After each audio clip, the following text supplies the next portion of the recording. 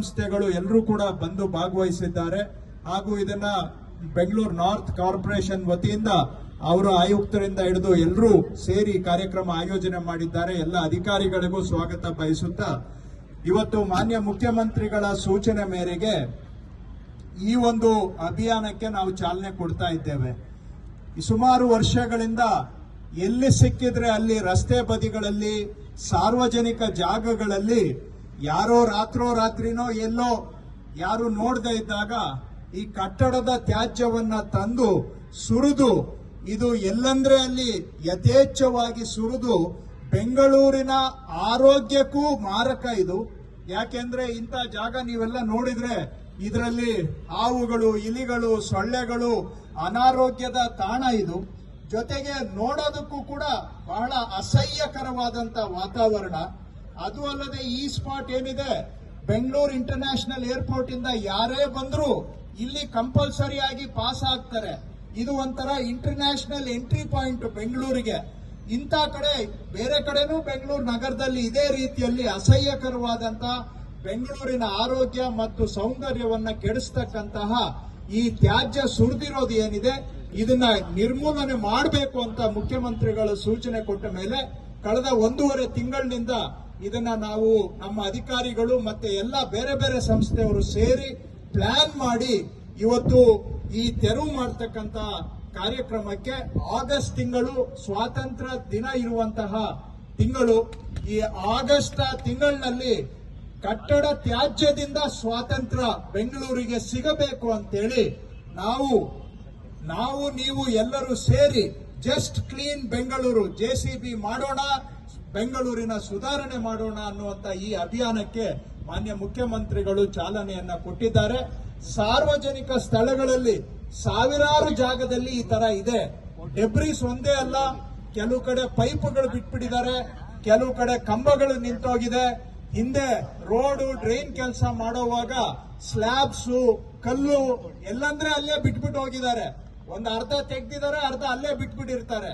ಇದು ಎಲ್ಲ ಓಡಾಡೋರ್ಗೂ ತೊಂದ್ರೆ, ವೆಹಿಕಲ್ಗೂ ತೊಂದ್ರೆ, ಬೆಂಗಳೂರಿನ ಸೌಂದರ್ಯಕ್ಕೂ ಕೂಡ ಮಾರಕ ಇವೆಲ್ಲವೂ ಕೂಡ. ಹಾಗಾಗಿ ಮುಖ್ಯಮಂತ್ರಿಗಳ ಸೂಚನೆಯಂತೆ ನಾವು ಇವತ್ತು ಜನಗಳಿಗೆ ಈ ಅಭಿಯಾನದ ಮುಖಾಂತರ ಸಾರ್ವಜನಿಕ ಸ್ಥಳಗಳಲ್ಲಿ ಎಲ್ಲೆಲ್ಲಿ ಈ ತರ ತ್ಯಾಜ್ಯ, ಕಟ್ಟಡ ತ್ಯಾಜ್ಯ ನಿಂತಿದೆ, ಸುರಿದಿದ್ದಾರೆ, ಅದನ್ನ ನಾವು ತೆರವು ಮಾಡ್ತೇವೆ. ಇದರಲ್ಲಿ ಸಾವಿರಾರು ಸ್ಪಾಟ್ಸ್ ಇದೆ. ಪ್ರಿಲಿಮಿನರಿ ಆಗಿ ನಾವು ಗುರುತಿಸಿದಾಗ 1600 ಸ್ಪಾಟ್ ಅಂತ ಬಂತು. ಆದ್ರೆ ನನ್ನ ಪ್ರಕಾರ ಇನ್ನೂ ಹೆಚ್ಚು ಸಾವಿರಾರು ಸ್ಪಾಟ್ಗಳು ಇದಾವೆ. ಒಂದು ಪ್ರಿಲಿಮಿನರಿ ಎಸ್ಟಿಮೇಟ್ ಪ್ರಕಾರ 22,000 ಟನ್ ಇದೆ ಅಂತ ಹೇಳ್ತಾರೆ. ನನ್ನ ಪ್ರಕಾರ 2-3 ಲಕ್ಷ ಟನ್ ಆಗುತ್ತೆ ಇದೆಲ್ಲ ನಾವು ಮಾಡೋಷ್ಟೊತ್ತಿಗೆ. ಅಷ್ಟನ್ನ ತೆರವು ಮಾಡ್ತಕ್ಕಂಥದ್ದು ನಾವು ಎಲ್ಲಾ ಗವರ್ಮೆಂಟ್ ಸಂಸ್ಥೆಗಳು ಒಂದುಗೂಡಿ, ಯಾಕೆಂದ್ರೆ ತಾವು ಕೇಳ್ತಾ ಇರ್ತೀರಾ ಬೆಂಗಳೂರಲ್ಲಿ ಒಂದರಿಂದ ಇನ್ನೊಂದು ಸಂಸ್ಥೆಗೆ ಅಂಡರ್ಸ್ಟ್ಯಾಂಡಿಂಗೇ ಇರೋದಿಲ್ಲ ಅಂತ. ಇವತ್ತು ಎಲ್ಲರೂ ಇಲ್ಲಿ ನಾವು ಸೇರಿದ್ದೇವೆ. ನಾವು ಬರೀ GBA ಒಂದೇ ಅಲ್ಲ, BESCOM, PWSSB, BDA, metro corporation, KRIDE ಎಲ್ಲಾ ಸಂಸ್ಥೆಗಳವರು ಸೇರಿ ಜೊತೆಗೂಡಿ ನಮ್ಮ ಜವಾಬ್ದಾರಿಯನ್ನ ನಾವು ನಿರ್ವಹಣೆ ಮಾಡಬೇಕು ಅಂತ ಈ ತ್ಯಾಜ್ಯ ತೆಗೆಯುವಂತ ಕಾರ್ಯಕ್ರಮಕ್ಕೆ ಮುಖ್ಯಮಂತ್ರಿಗಳ ಮುಖಾಂತರ ಇವತ್ತು ಚಾಲನೆ ಕೊಟ್ಟಿದ್ದಾರೆ. ಕೊನೆಯದಾಗಿ ಸಾರ್ವಜನಿಕ ಜಾಗದಲ್ಲಿರೋದನ್ನ ನಾವು ತೆರವು ಮಾಡ್ತೇವೆ, ಅದು ನಮ್ಮ ಜವಾಬ್ದಾರಿ. ಬೆಂಗಳೂರಿಗೆ ನಮ್ಮ ಜವಾಬ್ದಾರಿಯನ್ನ ನಾವು ನಿರ್ವಹಣೆ ಮಾಡ್ತೇವೆ. ನಾನು ಸಾರ್ವಜನಿಕರಲ್ಲಿ ಮನವಿ ಮಾಡೋದು, ನಿಮ್ಮ ಖಾಲಿ ನಿವೇಶನದಲ್ಲಿ ಇದೇ ರೀತಿ ಕಟ್ಟಡ ಸಾಮಗ್ರಿ, ತ್ಯಾಜ್ಯ, ಮಣ್ಣು, ಅದರ ಮೇಲೆ ಯಥೇಚ್ಛವಾಗಿ ಬೆಳೆದಿರ್ತಕ್ಕಂತ ಕಳೆ ಇವೆಲ್ಲ ಇದ್ರೆ ನಿಮ್ಮ ಖಾಲಿ ಸೈಟ್ ಅನ್ನ ನೀವೇ ಕ್ಲೀನ್ ಮಾಡ್ಕೊಳ್ಳಿ. ನಾವು ಇದನ್ನ ಜುಲೈ 15ನೇ ತಾರೀಕಿಗೆ ಅನೌನ್ಸ್ ಮಾಡಿ ರಿಕ್ವೆಸ್ಟ್ ಮಾಡಿದ್ದೇವೆ. ಆಗಸ್ಟ್ 15ನೇ ತಾರೀಕುವರೆಗೂ ನಾವು ಸಮಯ ಕೊಟ್ಟಿದ್ದೇವೆ.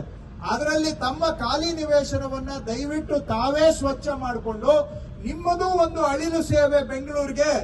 ಪಬ್ಲಿಕ್ ಜಾಗ ನಾವು ಕ್ಲೀನ್ ಮಾಡ್ತೀವಿ, ನಿಮ್ಮ ಸ್ವಂತ ಸೈಟ್ ಅನ್ನ ದಯವಿಟ್ಟು ನೀವು ಕ್ಲೀನ್ ಮಾಡ್ಕೊಳ್ಳಿ. ಇದೊಂದು ಬೆಂಗಳೂರಿಗೆ ತಮ್ಮ ಒಂದು ಸಣ್ಣ ಕೊಡುಗೆ. ನಿಮ್ಮನ್ನೇನು ನಾವು ರೋಡ್ ಕ್ಲೀನ್ ಮಾಡಕ್ ಕೇಳ್ತಾ ಇಲ್ಲ, ರೋಡ್ ನಾವೇ ಕ್ಲೀನ್ ಮಾಡ್ತೀವಿ.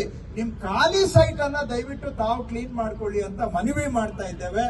ಆಗಸ್ಟ್ 15ಕ್ಕೆ ತಾವು ಮಾಡಲಿಲ್ಲ ಅಂದ್ರೆ ನಾವು ಪಾಲಿಕೆ ವತಿಯಿಂದ ಅದನ್ನ ಸ್ವಚ್ಛ ಮಾಡಿ ಅದಕ್ಕೆ ತಗಲುವಂತ ಖರ್ಚನ್ನ ನಿಮ್ಮ ಅಕೌಂಟಿಗೆ ನಾವು ಜಮಾ ಮಾಡಬೇಕಾಗುತ್ತೆ. ಅದಕ್ಕೆ ಅವಕಾಶ ಕೊಡೋದು ಬೇಡ.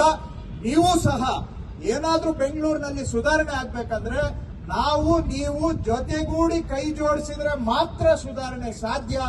ನಮ್ಮ ಜವಾಬ್ದಾರಿ ನಾವು ಮಾಡ್ತೇವೆ, ನಿಮ್ಮ ಒಂದು ಅಳಿಲು ಸೇವೆಯನ್ನ ತಾವು ಮಾಡಿ ಅಂತ ಹೇಳಿ ಇವತ್ತು ಈ ಆಗಸ್ಟ್ ತಿಂಗಳಿನಲ್ಲಿ ಸ್ವಾತಂತ್ರ್ಯ ದಿನ ಇರುವಂತಹ ತಿಂಗಳು ಇದು. ಈ ಕಟ್ಟಡ ತ್ಯಾಜ್ಯದಿಂದನೂ ಬೆಂಗಳೂರಿಗೆ ಸ್ವಾತಂತ್ರ್ಯ ಸಿಗಬೇಕು ಅಂತೇಳಿ ನಾವು ನೀವು ಜೊತೆಗೂಡಿ ಜಸ್ಟ್ ಕ್ಲೀನ್ ಬೆಂಗಳೂರು JCB ಮಾಡೋಣ, ಬೆಂಗಳೂರು ಸುಧಾರಣೆ ಮಾಡೋಣ ಅನ್ನೋ ಕಾರ್ಯಕ್ರಮಕ್ಕೆ ಮಾನ್ಯ ಮುಖ್ಯಮಂತ್ರಿಗಳು ಬಹಳ ಸಂತೋಷದಿಂದ ಚಾಲನೆ ಕೊಟ್ಟಿದ್ದಾರೆ. ಅವರಿಗೆ ಮತ್ತೊಮ್ಮೆ ನಮ್ಮ ಎಲ್ಲರ ಪರವಾಗಿ ಅವರಿಗೆ ನನ್ನ ಧನ್ಯವಾದಗಳು.